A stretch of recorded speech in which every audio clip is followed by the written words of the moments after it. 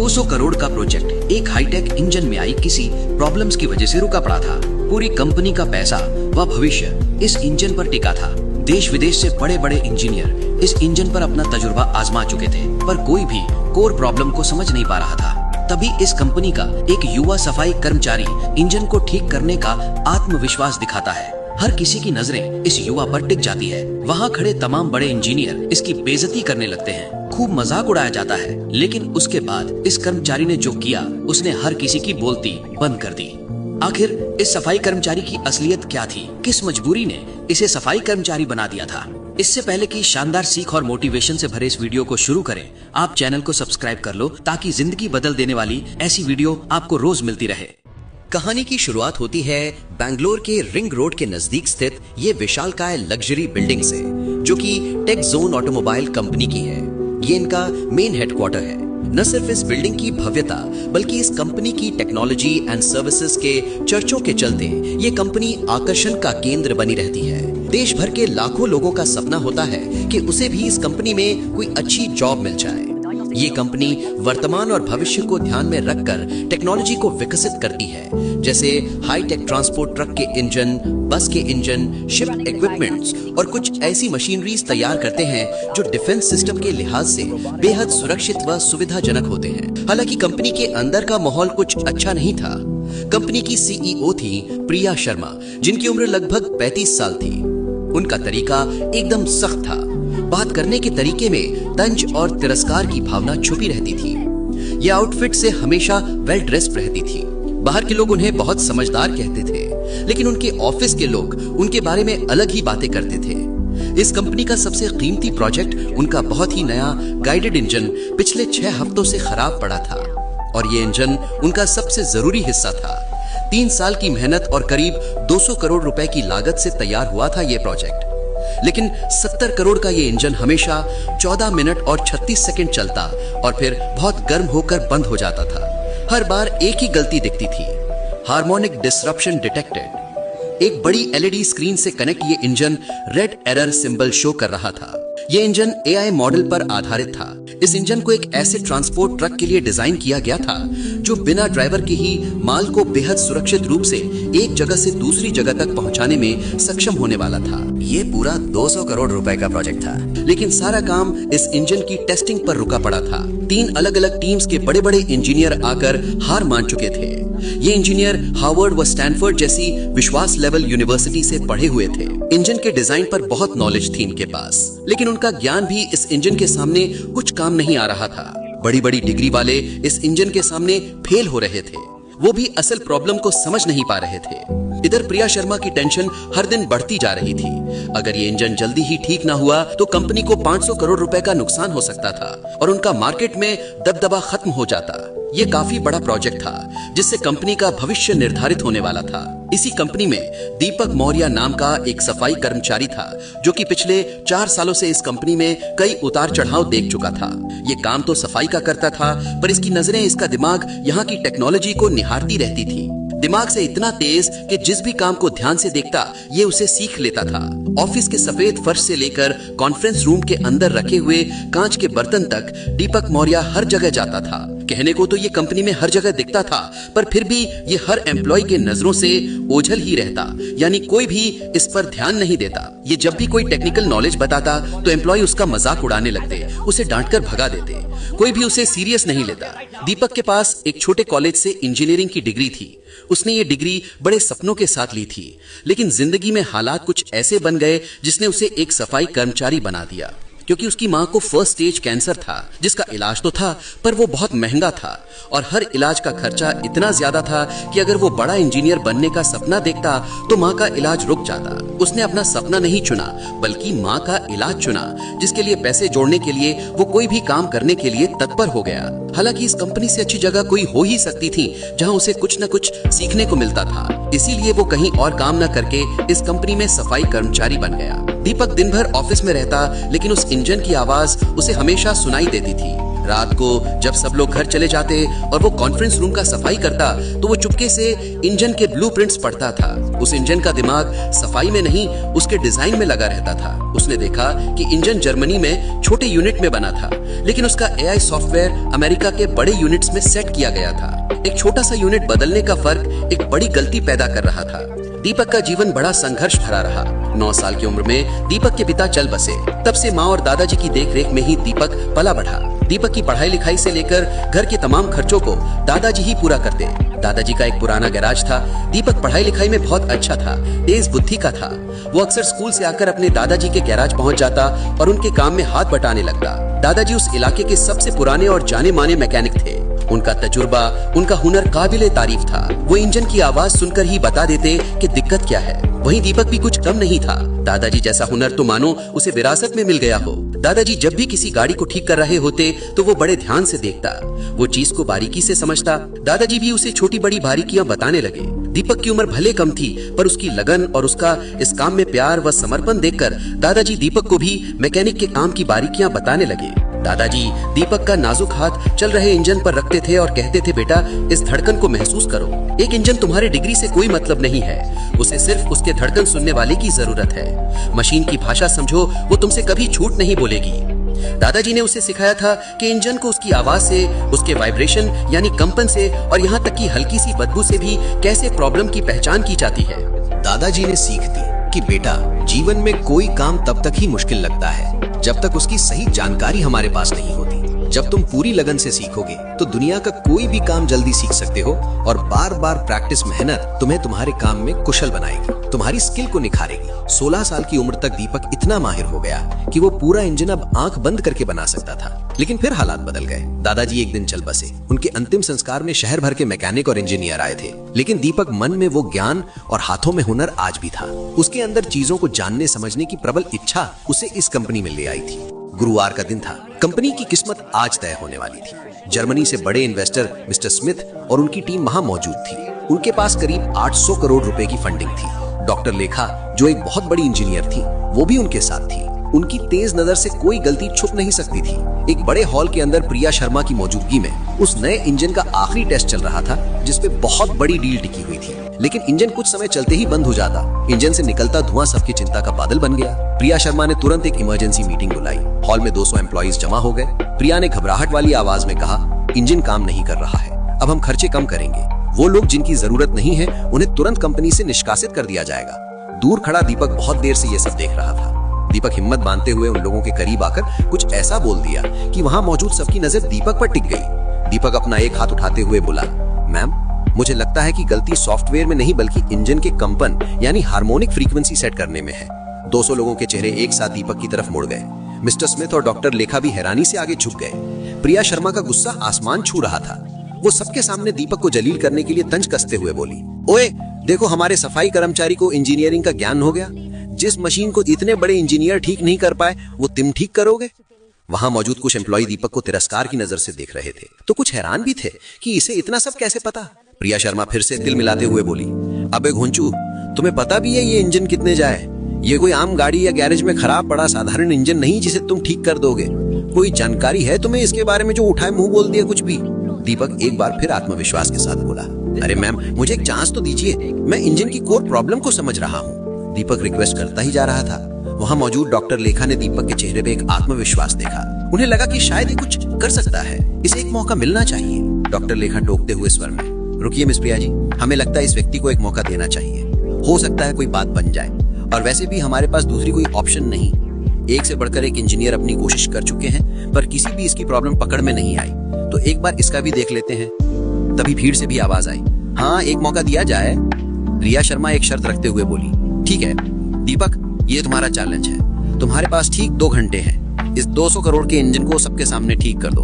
अगर तुम कामयाब हुए तो तुम्हें तुरंत सीनियर इंजीनियर बना दिया जाएगा, और अगर तुम फेल हो गए तो सिर्फ नौकरी नहीं जाएगी, तुम्हें हमेशा के लिए इस बिल्डिंग से बाहर कर दिया जाएगा, और मैं खुद तुम्हारे बारे में सबको बताऊंगी कि तुम कितने बड़े नाकामयाब आदमी हो। प्रिया मनी मन सोच रही थी कि ये सफाई कर्मी क्या ही जानता होगा, उल्टा और खराब कर देगा। चलो अच्छा है, अगर इंजन में कोई खराबी आई तो मैं सारा इल्जाम उन तमाम लोगों पर लगाऊंगी जो भी इसे बढ़ावा दे रहे हैं, इसका सपोर्ट कर रहे हैं। दीपक के चेहरे पे कोई डर नहीं था। प्रिया इस सफाई कर्मी से चिड़ी हुई थी और प्रिया को दुनिया के सामने इसका मजाक बनाने का एक मौका मिल गया। प्रिया ने तुरंत अपनी टीम को बोला इस पूरे चैलेंज को सोशल मीडिया पर लाइव दिखाया जाए। वो चाहती थी कि पूरी दुनिया देखे कि जब एक गरीब आदमी अपनी छोटी औकात से बड़ी चीज को छूने की कोशिश करता है तो क्या होता है। दीपक के दिमाग में सिर्फ दादाजी की आवाज गूंज रही थी। दीपक इंजन को शुरू करने को कहता है, इंजन शुरू किया जाता है। दीपक शांत खड़ा होकर बड़े ध्यान से इंजन की आवाज को सुन रहा था। हर किसी की नजरें जिज्ञासा पूर्वक दीपक को निहार रही थी कि आखिर ये क्या करेगा। डॉक्टर लेखा दीपक के पास आई। उन्होंने धीरे से पूछा, जवान आदमी, क्या तुम सच में ये करना चाहते हो? तुम्हारा पूरा फ्यूचर दांव पर है। दीपक ने उन्हें देखकर जवाब दिया, मैम, मैं अपनी पूरी जिंदगी इंजन की आवाज को सुनता और महसूस करता आया हूँ। ये इंजन हमें बता रहा है कि इसको क्या मुश्किल है, हम ही सही से सुन नहीं पा रहे हैं। डॉक्टर लेखा ने सर हिलाया। उनके चेहरे पर अब एक शांति थी। ऐसा लगा कि शायद बात बन सकती है।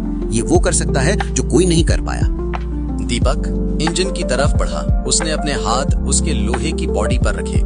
उसने आंखें बंद कर ली। पहले 30 सेकंड सबको लगा कि वो नाटक कर रहा है। कुछ इंजीनियर्स हंस भी रहे थे, लेकिन डॉक्टर लेखा ने देखा कि दीपक के चेहरे के रंग बदल रहे हैं। वो इंजन की धड़कन सुन रहा था। ये खुद से ही लड़ रहा है।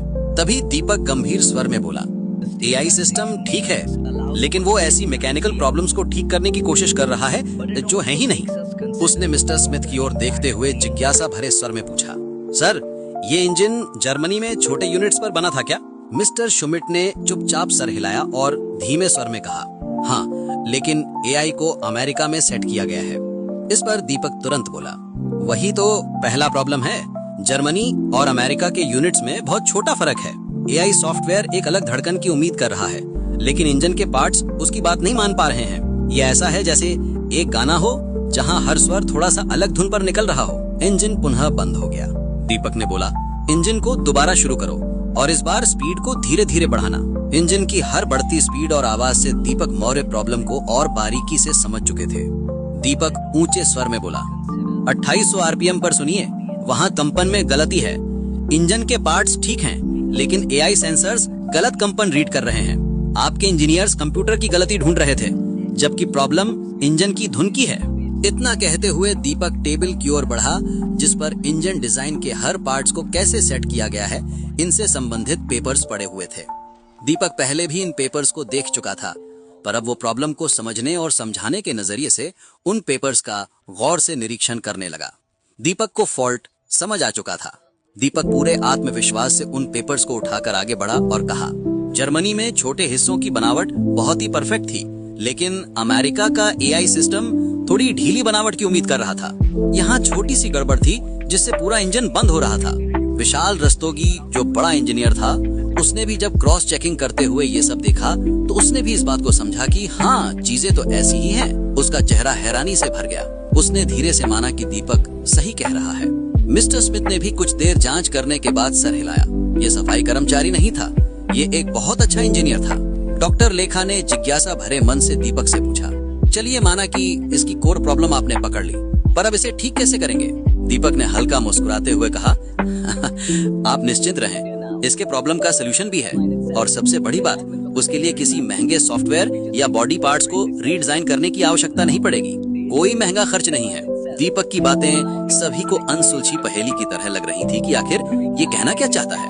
दीपक एक अलमारी के पास गया, जो कई छोटे बड़े जरूरी टूल्स और मशीन बॉडी पार्ट से भरा पड़ा था। दीपक वहाँ से एक छोटी सी मेटल की डिस्क निकाल कर लाया, जो हॉकी पक जितनी थी। ये सबको दिखाते हुए दीपक कहने लगा, ये एक हार्मोनिक डैम्पनर है। इंजन और एआई दोनों ठीक हैं। इन्हें सिर्फ एक दूसरे की भाषा समझाने वाले की जरूरत है। ये छोटी सी चीज कंपन के फर्क को जोड़ देगी। दोनों के बीच तालमेल व संतुलन बनाने के लिए इसका अहम रोल होगा। प्रिया शर्मा का घमंड पूरी तरह से टूट गया। वो बोल पड़ी, तुम कह रहे हो कि ये 3000 रुपए का मशीन पार्ट हमारा मिलियंस का प्रॉब्लम ठीक कर देगा? तुम्हारा दिमाग तो खराब नहीं हो गया? कुछ भी बोले जा रहे हो। दीपक ठंडे और शांत स्वर में बोला, सबसे अच्छे हल हमेशा सबसे आसान होते हैं मैम। इसके बाद दीपक इंजन के एक पार्ट्स बाहर निकालता और इस डैम्पनर को उसमें सेट करने लगता। वो इतनी बारीकी से इस कार्य को अंजाम दे रहा था कि हर कोई वहाँ उसकी कार्य कुशलता की तारीफ बांध रहा था। दीपक ने पूरी सफाई के साथ 12 मिनट में डैम्पनर इंजन में सेट कर दिया और पार्ट्स को इंजन में पुनः जोड़ दिया। उसके हाथ वही पुरानी दादाजी की सिखाई मेहनत बता रहे थे। इसके बाद दीपक कुछ सेकंड के लिए इंजन के सामने हाथ जोड़कर आंखें बंद कर मन ही मन प्रार्थना करता है, मानो वो दादाजी से आशीर्वाद मांग रहा हो। आंखें खोलते ही दीपक गंभीर व संधे हुए स्वर में बोला, इंजन टेस्ट के लिए रेडी है। घड़ी में 1 घंटा 47 मिनट ही हुए थे। उधर दीपक की ये तमाम हरकतें सोशल मीडिया पर लाइव दिखी जा रही थी। हर किसी की नजरें, फिर चाहे वो सोशल मीडिया पर या वहां मौजूद सभी एम्प्लॉय इंजीनियर, हर कोई जिज्ञासा भरी नजरों से उस पल को निहार रहा था कि क्या इंजन ठीक से चलेगा अब। डॉक्टर लेखा ने बोला, इंजन चालू करो। पूरे रूम में शांति थी। चाबी घूमी और जब इंजन चालू हुआ तो आवाज में फर्क साफ था। अब आवाज में एक गहरा और स्मूथ कंपन था। स्क्रीन पर हमेशा की तरह लाल और पीली लाइट्स नहीं, सिर्फ हरी लाइट्स थी। इंजन का टेम्परेचर बिल्कुल सही था। डॉक्टर लेखा की आंखों में खुशी से चमक उठी। उन्होंने कहा, 40 साल में मैंने इतनी साफ रीडिंग कभी नहीं देखी थी। इंजन अब 97.3% अच्छे से चल रहा है। ये तो अद्भुत है, विश्वास नहीं होता। प्रिया के चेहरे का रंग उड़ गया, लेकिन वो फिर भी हार नहीं मानी। वो ऐंठते हुए कड़क शब्दों में बोली, ठीक है चल रहा है, लेकिन क्या ये ट्रक को चला सकता है? उसने नीचे खड़े बड़े ट्रक की तरफ इशारा किया। दीपक ने सिर्फ सर हिलाया और बोला, हाँ मैम। इंजन की पावर ट्रक के सिस्टम्स में चली गई। पहली बार 6 हफ्तों में वो बड़ी गाड़ी चालू हो गई। वो ट्रक पार्किंग से बाहर निकला। इंजन की पावर और एआई के जटिल कमांड सिस्टम के तालमेल पर ट्रक बेहतरीन तरीके से चल रहा था और हर रूल को फॉलो कर रहा था। वो ट्रक 37 मिनट तक चलता रहा। मिस्टर स्मिथ और उनके साथी बहुत खुश हुए। ये परफॉर्मेंस उनके सारे पुराने प्लान से भी बेहतर थी। डॉक्टर लेखा ने जब इंजन बंद करने को कहा तो पूरे रूम में सबने सुकून की सांस ली। 6 हफ्ते की नाकामयाबी सिर्फ 1 घंटा 47 मिनट में ठीक होकर बड़ी सफलता में बदल गई थी, और वो भी एक सफाई कर्मचारी के हाथ से। डॉक्टर लेखा आगे बढ़कर दीपक से हाथ मिलाया। तुम्हारी समझ और हल दोनों बहुत अच्छे थे। तुम्हारे दादाजी को गर्व होगा। मिस्टर स्मिथ ने तुरंत घोषणा करते हुए कहा, हम अपना इन्वेस्टमेंट 20% बढ़ा रहे हैं, लेकिन हमारी एक शर्त है। हमारी यूरोपियन इंजन टीम को मिस्टर दीपक मौर्य ही लीड करेंगे। 20% ज्यादा पैसा मतलब कंपनी के लिए बहुत बड़ा बदलाव था। डॉक्टर लेखा ने बिना देर किए दीपक को तुरंत डायग्नोस्टिक्स इंजीनियर बना दिया। उसकी तनख्वाह 3 गुना हो गई और उसे कंपनी शेयर्स भी मिले। दीपक की आंखों में कामयाबी की चमक के साथ खुशी के 2 आंसू भी थे। दीपक अब दिखने वाला सफाई कर्मचारी नहीं, वो कंपनी का सबसे जरूरी इंजीनियर बन गया। प्रिया शर्मा खिड़की के पास एकांत खड़ी थी। उसका लाइव स्ट्रीम अभी भी चल रहा था, लेकिन लोग अब उसे ही गुस्सा दिखा रहे थे। लोग रोहन की तारीफ कर रहे थे और प्रिया के घमंड पर सवाल उठा रहे थे। 2 हफ्तों के अंदर सारी चीजें बदल गईं। बोर्ड ने प्रिया की लीडरशिप पर सवाल उठाए।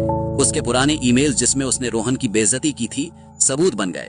प्रिया शर्मा को सीईओ की पोस्ट से हटाकर सिर्फ स्ट्रेटेजिक एडवाइजर बना दिया गया। उसकी तनख्वाह भी बहुत कम हो गई और उसके सारे बड़े फैसले लेने की पावर छीन ली गई। उसे एक बड़ी गलती का सामना करना पड़ा। दीपक की जिंदगी पूरी तरह बदल गई। उसको नया ऑफिस, नई कार और सबसे ज्यादा इज्जत मिला। कंपनी ने एक नया नियम बनाया कि अब हर एम्प्लॉय की बात को, चाहे वो किसी भी छोटी पोजीशन पर हो, ध्यान से देखा जाएगा। रोहन की कहानी की वजह से कंपनी का स्टॉक भी 15% बढ़ गया। 6 महीने बाद दीपक अब जर्मन इंजीनियर्स के साथ मिलकर काम कर रहा था। उसकी माँ का इलाज अब पूरा हो चुका था। उसके घर में दादाजी की तस्वीर और उसका पुराना डिप्लोमा आज भी रखा था, लेकिन अब उनके साथ नए अवार्ड्स भी थे। एक दिन प्रिया शर्मा रोहन के पास आई, एकदम सिंपल कपड़ों में। उसका पुराना अहंकार खत्म हो गया था। वो विनम्र स्वर में बोली, दीप, मुझे माफी चाहिए। मैं तुम्हारी तरह लीडर बनना सीखना चाहती हूँ। दीपक को दादाजी और माँ की सीख याद आई कि सबको एक मौका मिलना चाहिए। दीपक बोला, बहन, तुम्हें सिर्फ मशीन की धड़कन सुनना ही नहीं, लोगों की बात सुनना भी सीखना होगा। प्रिया मुस्कुरा उठी। तो दोस्तों, इस तरह हुनर, तजुर्बा और अच्छे संस्कार ने जिद और घमंड को हरा दिया। सच्चा ज्ञान बड़ी डिग्री में नहीं, दिल और दिमाग की समझ में होता है। अगर आपको ये कहानी पसंद आई तो प्लीज इस चैनल को लाइक, सब्सक्राइब करना मत भूलिएगा। आप हमारी वीडियो किस शहर से देख रहे हैं, कमेंट में जरूर बताएं।